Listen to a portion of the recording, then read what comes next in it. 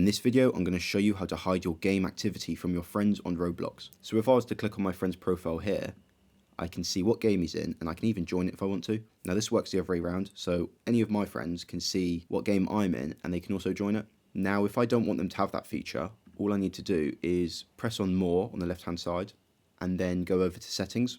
And now we're going to go to Privacy and Content Maturity. Once we're in here, we can go to Visibility and Private Servers. Now press on Visibility.